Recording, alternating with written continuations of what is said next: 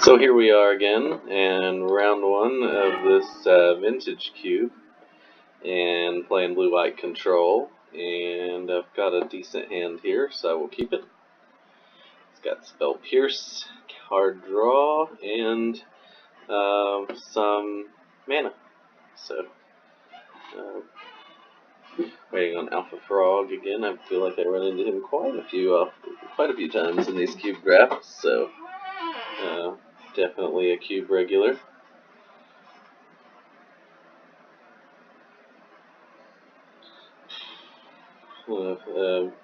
Guess I'll have to just kind of wing it here. I haven't played this format in a few months, as is the nature of Magic Online. They only allow the cube every so often, so got a black card. The Swamp doesn't necessarily give away any archetypes yet. I'll go ahead and play a second island. Don't think I'll be looking to unexpectedly absent anything next turn either way, so here I will let him go ahead and entomb, and then hopefully go ahead and counter the whatever is coming afterwards. That's the plan. Probably Griselbrand is going into the graveyard, I'm assuming. Oh, Woodfall Primus. Okay. It's exciting. So either he doesn't have Griselbrand in the deck, or... Anyway, I'm going to go ahead and Spell Pierce the Necromancy. And hope that's good enough. Ooh, that's a good time on Secret Coast, at least. Go ahead and leave my mana open and hope that it's good enough. I probably would have been leaving it open anyway and not casting the Kitchen Finks. Oracle of Moldiah. Well, I can thirst first. I guess I will? Yeah. Because if I draw like Force of Will and a counter spell, I probably want to do it now. And unfortunately I have to just discard 2 cards. Sun Titan is a little slow at this point. Not really excited about Kitchen Finks though. Cloudskate's a little slow. It's not really coming on curve, so there's a lot of things. Next turn though I could like Cloudskate and use Unexpectedly Absent if I needed to. Interesting. So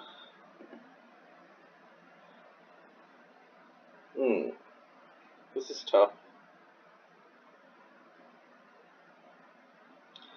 Well, I think I could do away with the island. And then I guess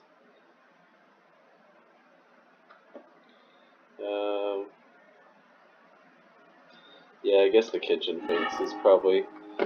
We're not really in like a race situation, so that's not the highest priority thing. Used to play an extra land from hand. Hopefully he doesn't just have like a black mana too, and okay. Okay, not so bad. So we'll probably Jace here. Although that's kind of iffy.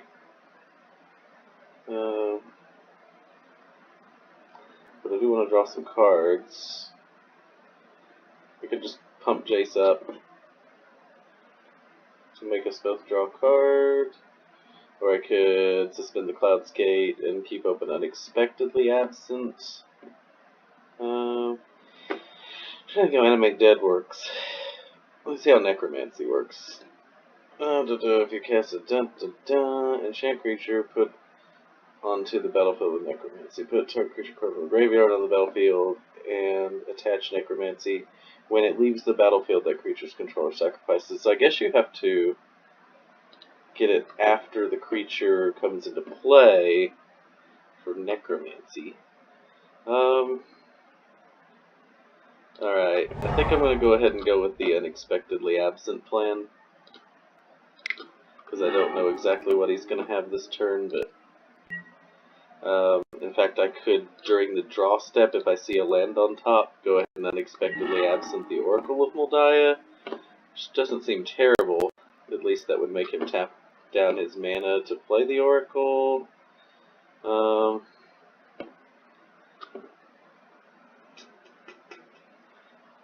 Oh wait, no, he won't be able to play it. Yeah, that's right. Okay, so I'm just going to go ahead and do that.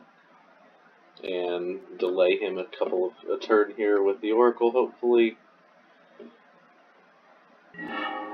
See how that goes. It's kind of a strange plan.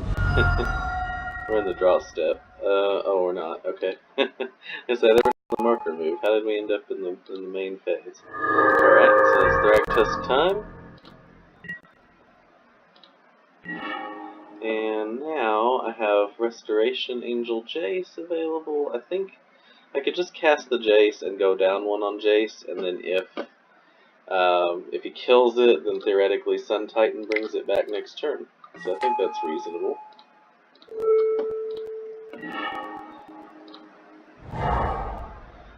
That'll kind of, hopefully keep the cards flowing. I've tried to kind of delay him a little bit. I've got Cloudskate kind of waiting in the wings, so to speak. Hopefully I get to the point where the Cloudskate is relevant in this game. Alright, so Oracle finally gets him a land. It hasn't done much yet, so that's kind of nice. With my control deck, I've been trying to minimize the effectiveness of his cards. Go figure. So does the Thragtusk kill the Jace? Yes. Okay. Alright. And now I Sun Titan the Jace back, I assume? Seems reasonable. I have other options. I could get Kitchen Finks. But I think I just go ahead and Sun Titan the Jace. Because I've got other options here. Well, maybe not. Maybe I Sun Titan the Kitchen Finks. And that way, and then if the Sun Titan lives, I have some creatures to protect the Titan with. It's possible that it will. He's not playing the colors that are really great at killing creatures, so we'll try that. Maybe I'll be lucky and it'll try to go for like treachery or something, and then I can just O-ring the treachery. So I've managed to kind of create a ground stall situation here. Then the question is, how long before he draws a reanimate spell? Still concerned about that, because I haven't drawn a lot of counter yet.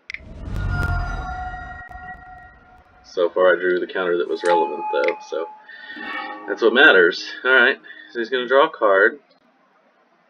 And I guess he's going to hope... I guess with his 2 lands, he can play the Show and Tell, if he so chooses. I guess the question is, will I put Oblivion Ring into play blindly? Probably will. I've got the Resto Angel, and I might want to be able to respond with it at instant speed, knowing what's going on, or like during combat or something, rather than putting it into play now.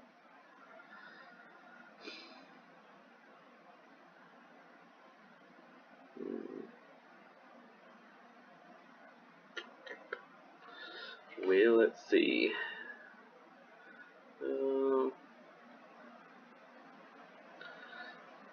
Is he going to show and tell me? Until he does the show and tell, I don't have to understand these things.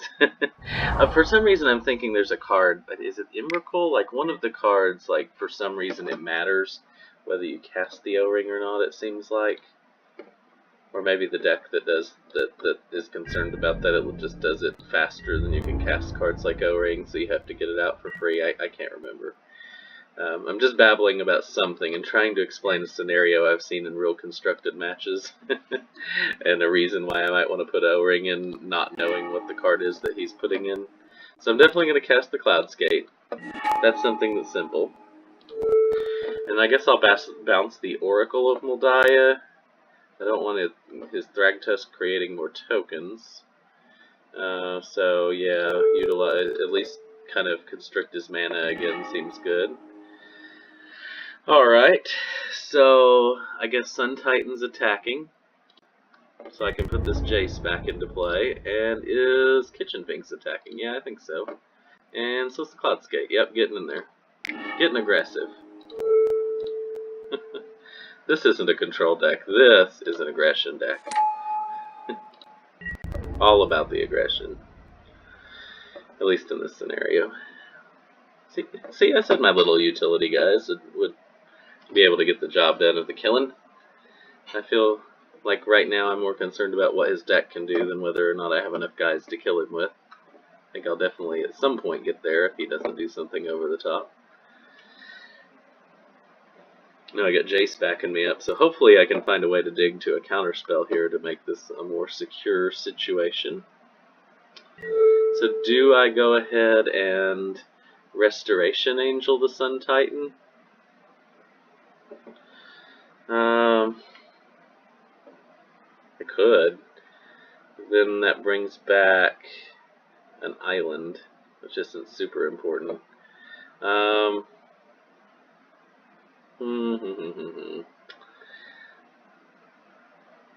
guess.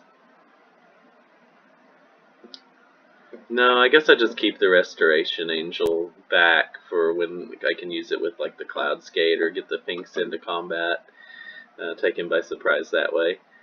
So yeah, I want to kill the Thragtusk and the Fauna Shaman anyway. Kind of improves my board state a little bit. I lose the ability to just keep bringing things back, but I don't have a lot of things that are super easy to keep recurring, so that's fine anyway. And now also I can use the Restoration Angel to kill the beast during combat. At least theoretically I can. And I may just hold that island. Yeah. That's something I can ditch to the Looteril Court. This deck has a decent amount of draw and discard in it, so nice to be able to ditch some of my extra lands.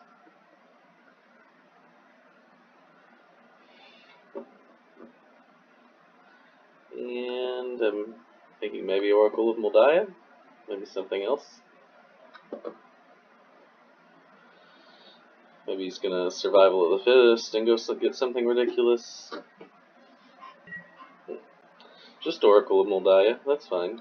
Okay. So it gets him some land off the top finally. Don't Survival before you play the land. Okay. Oh yeah, that makes sense. And Sylvan Library, okay. So now he can use the mana to Survival if he needs to. Maybe he's got some kind of creature that can bring something back from the graveyard. I'm pleasantly surprised that he's only had one Animate spell so far. Might be nearing the end of my luck period for that. We'll see. Alright. So, I think what I'm going to be doing here is again bouncing the Oracle of Moldiah. Maybe I should actually... In case he has a removal spell, I could play it very conservatively and just bounce the Beast or untap the Finks. I don't think I have to bounce the Oracle actually. Yeah, I'll just bounce the Beast. That's fine.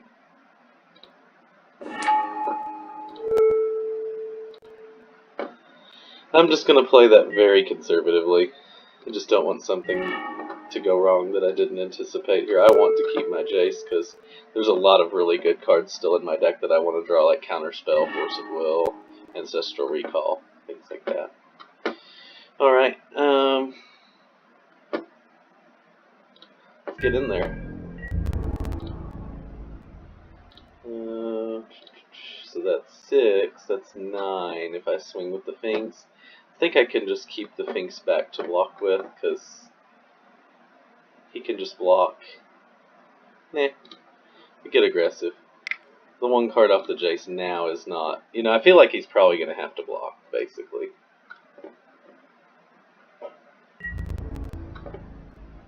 Yeah. So that actually works out very well. I get to attack and trade, and then I also get to have an untapped guy to block, so he can't just Oracle my Jace. So I get some extra life out of the deal, and I get another dig with the Looteril Core. Discard the Plains here. And I was just thinking about how useless that card would be. It's actually not super useless. I can actually use it right now and take his Oracle so he doesn't have it. Which is pretty legit. I don't really care that much about the card up Blink of an Eye if I have to play it this turn.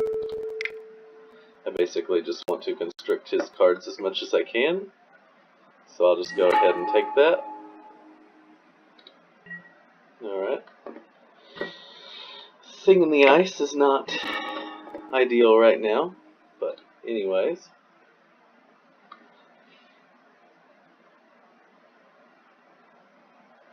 I did get to keep up one little piece of disruption here. It's amazing sometimes how much like a little bounce and one counter spell will do for you. I've had, well, two bounce spells that I've played so far. Well, I bounced a thing twice with Cloudskate, and I also unexpectedly absented to the top of his deck. So really 3 times I've just put something off.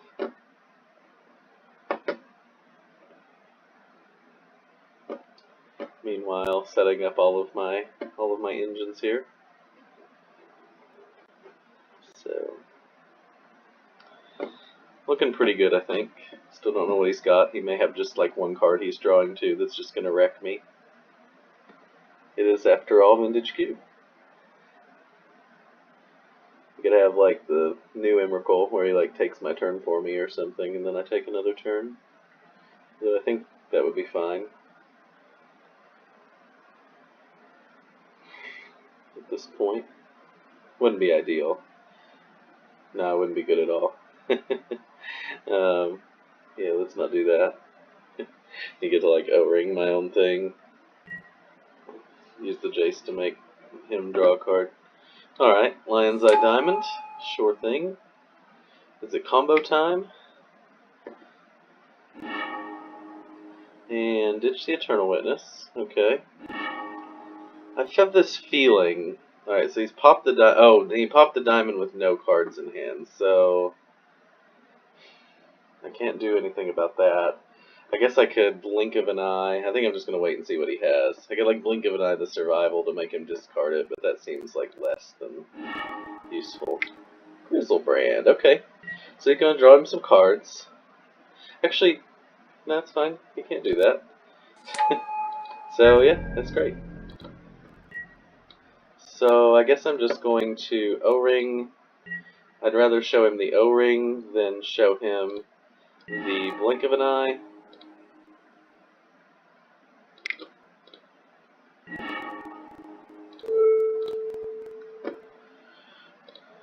And that should do it. Alright. Main reason being that Blink of an Eye is instant speed, so I'm sure he assumes I have some kind of white removal spell. Is Geist of St. Traft possibly worth having? Maybe over Elesh Norn, actually, in this matchup. I don't know, he has a decent amount of cheap dudes. I don't know, Elesh Norn actually would have been okay at times. Just trying to think, like, Vidalcan Shackles doesn't seem like really ideal, but at the same time, I guess taking the Oracle is pretty good. I think maybe I could put the Geist in over the Shackles, though. Or the Brimaz.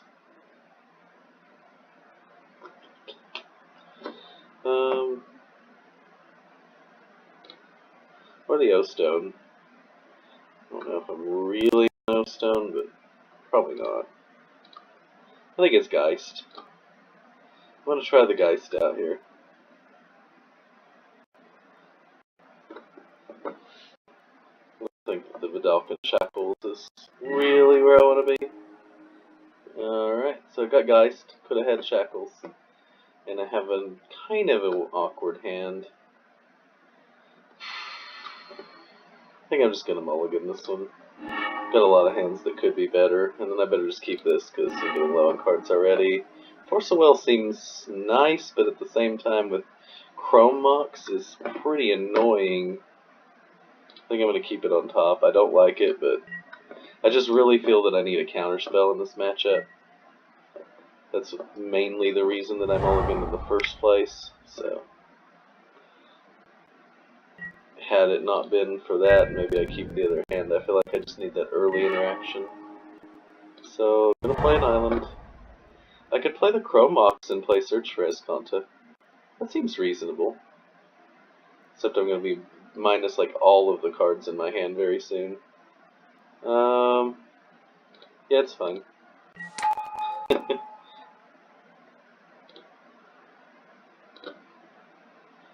This is Gambling 101. I'm gonna gamble that he has a little bit of a slow hand and that Search for Esconta is gonna pay off. Because the sooner I get it on the board, hopefully this is a land on top I can just put in the graveyard. I can put Resto in the graveyard. I don't really want to, but yeah, I'm gonna put it in the graveyard. And play a land. And say go. I want to flip that Search for Esconta as fast as I can. And so, unfortunately, that means that it's time to put Resto in the graveyard. I know I have synergy with Venser and Resto, but I have synergy with all kinds of cards. I really just need to get some kind of a card draw engine going because I kept a hand that had Chrome Mox and then put Force of Will on top with a Scry after a mulligan. So it's a rough spot to be in. I'm not gonna lie. I need a lot of things to go right for this game to finish out my way. But it's possible. I mean, it just depends what happens. It'd be nice if I could cast Venser and then full cast Force of Will, but I don't know if the game's going to play out in such a way that allows for that. Just the tempo that I'd gain from that, and then filling my graveyard with the search. I really need Ancestral Recall. I need my first pick of the draft. That's what I need to do. I need him to just pass the turn, and I untap and draw Ancestral Recall. Then I'll just play my lands, they go, and, we'll get rolling. Well, first I need to put a land in the graveyard, then I need to draw the Ancestral Recall afterwards.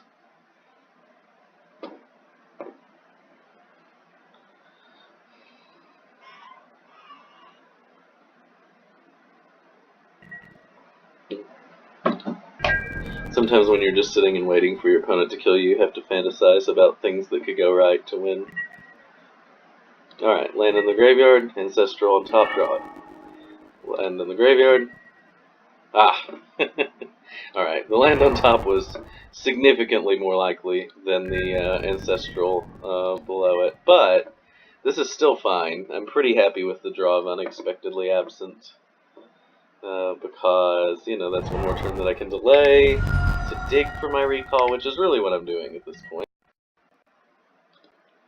Create a 2/2 black zombie. Well, I think what I'll do is just Venser that spell to his hand.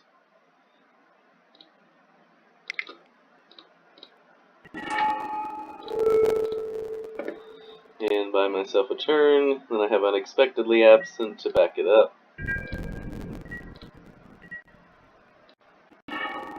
And I will put the plains in the graveyard and draw Jace Valair, and that's fine. That is good. We will go ahead and draw a card here.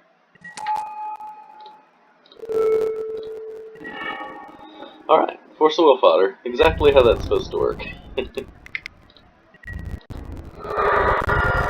So now if he casts a 5-cost spell, I just Force of Will it, draw another card with Jace, and all of a sudden we're rolling.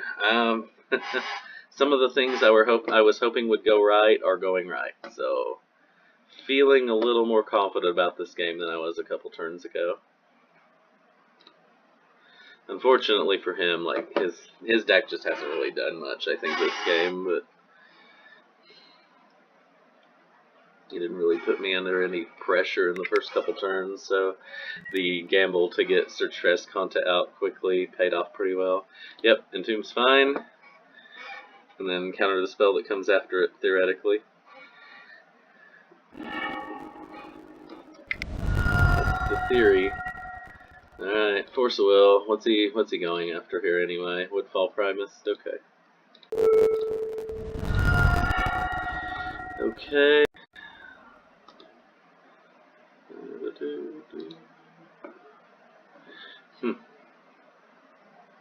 So does he have it? He doesn't have Spell Pierce, and Daze and Force Spike don't do anything, so yep. Pretty good stuff there. Now, 4 cards in my graveyard, if I can find another one that's worth putting in the graveyard here. I actually just want to draw that, I'm pretty sure. I don't want to put that in the graveyard, but I do want to draw a card here. Ooh, balance. Ooh, that's pretty good. Wow, I have less lands than him, less cards in hand. I don't care that much about my creature. So, yeah, I'm going to go ahead and... I have a balance. Man, it costs him a land and 3 cards in hand. That's pretty good. At the same time, I'd really like to cast Thirst for Knowledge. Well, I'm going to attack. I don't know, it's pretty good. 3 cards in hand and a land. That's pretty hard to argue with. So I'm going to go ahead and do that.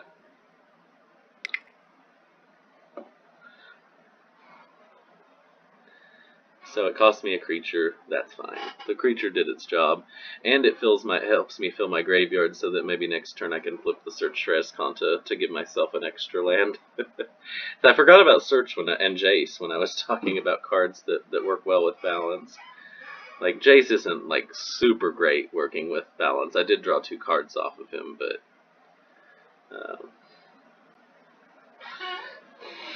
the Search is working well with the balance. Because it's going to be a land, it just hasn't gotten there yet.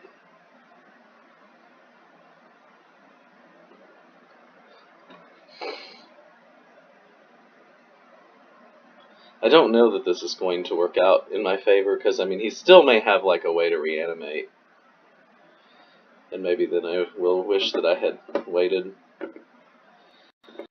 But we'll see.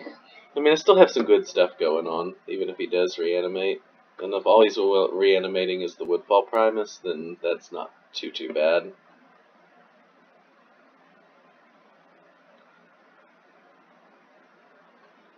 It's annoying, for sure. What I would need is an Oblivion Ring. Of course, I guess if I could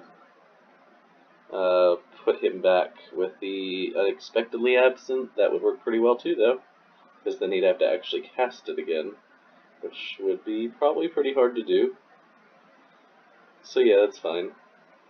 Assuming he doesn't just take my planes with it, which he might. That would be smooth. But then Jace may draw me the O-Ring. Or even if I get if I get another land out of the Search for Esconta, a Riftwing Cloudscape would do the job then. Assuming I had a land to go with it. So I'd have some outs. He is not happy about the balance. Or he's still, okay, so the Tomb. Yeah, I see he's debating that. Okay. And probably picking out which cards are most likely to have a chance to win the game. Maybe I should have put the Thirst in the graveyard, just because I'm going to cast the balance. Well, I didn't have the balance yet, so there you go. Changed the game plan a little bit there.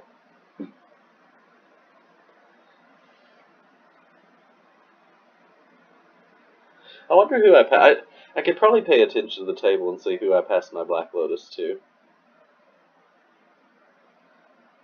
It'd be interesting to see. Well, I probably did not pass it to Alpha Frog. Being that this is round 1.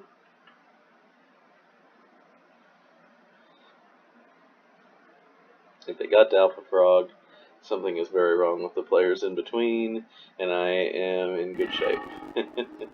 Alright, I have to sacrifice a creature. Done.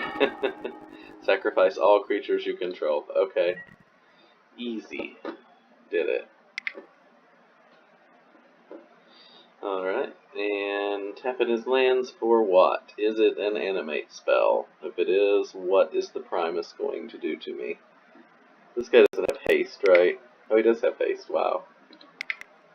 For some reason, yeah, it definitely has haste. What am I thinking? So, I mean, he could haste it and kill the Jace, but that's just not really very threatening. He could haste it and hit me for 5, which is really not very threatening. So it's probably the Primus. Would have to be the Primus in this scenario. I'm interested to see, like, I haven't seen really... This deck's interesting. I don't know if Craterhoof. Maybe just because of survival of the fittest, he wants to have that, like, toolbox kind of thing. Okay, I'm gonna Eternal Witness, probably for the Necromancy. Yeah, okay. Alright, that's fine. That's not really a big deal, I think. And search. So I do think I want to put that in my graveyard, because then I flip the search. I don't want to tap land that badly. So yeah, do that, and then... Oh yeah, that's good. So we'll both draw a card. I want to keep my Jace around as long as I can at this point. Now I have Thirst and Remand open, and I can hold the land as discard fodder for the Thirst, or I could just go ahead and play it, and assume that I'll draw more lands. I think I'm still at the point that I want more lands on the battlefield, especially with all the cards I'm about to draw, so yeah. That also allows me to search for Escanta, or to use the Sunken Ruin, as it were, rather than casting my Thirst for Knowledge, should I so choose, which might actually be ideal. It may be that the Thirst became obsolete when I drew Balance, and that at this point, it was good when I thought I was casting it last turn, but then Balance was just way better.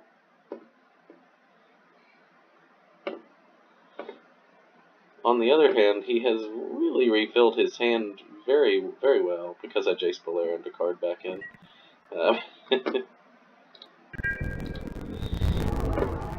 So, took cards away, gave cards back, that's fine. Yeah, I don't care about the Witness hitting the Jace right now, that's actually fine. I'm going to try to get something in the way before next turn. This turn it was all about getting an opportunity to refill my hand and keeping his Necromancy off the board. Oh, okay.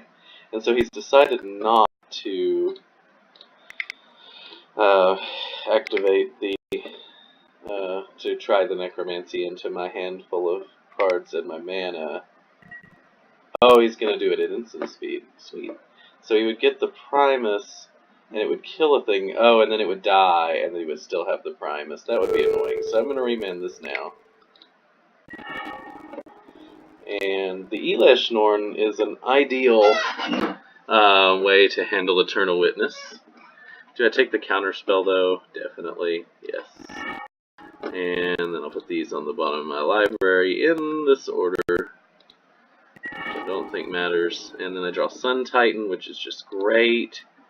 I can get back Jace if he were to kill it with the Primus.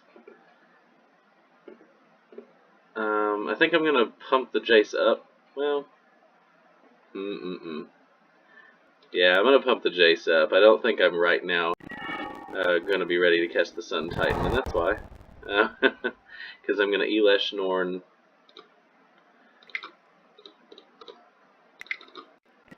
Definitely. And take over the board, you know? Because then, like, next turn I can have Sun Titan counterspell. It's like, even if he Necromancies and kills Jace, like, that's maybe the worst case scenario. It's not so bad. Because then he has that little tiny Woodfall Primus that just doesn't really threaten me.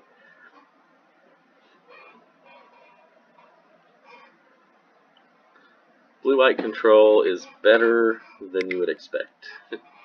Blue-white mid-range control, whatever you want to call this. Tends to play out pretty well, at least this game it is. And Necromancy happens. And we get back Primus, I assume. Yep, okay, no problem. And he kills Jace. And then I do Sun Titan counterspell and the game's over, I think.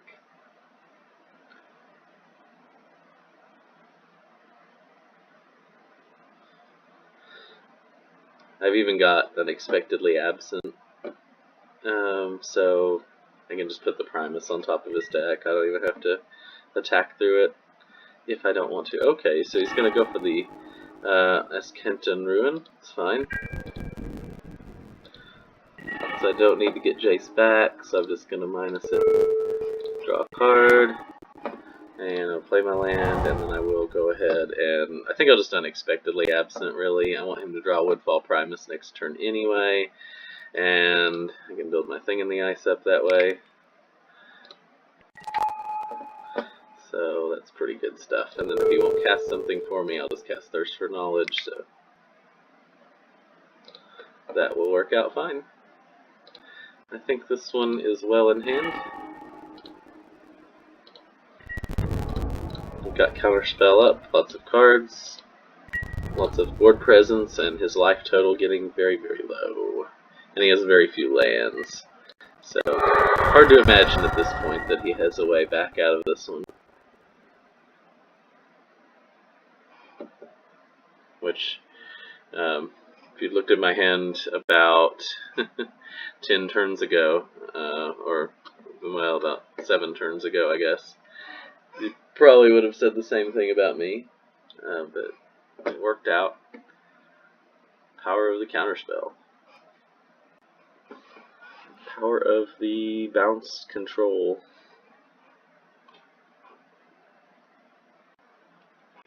Alright, got there one time anyway.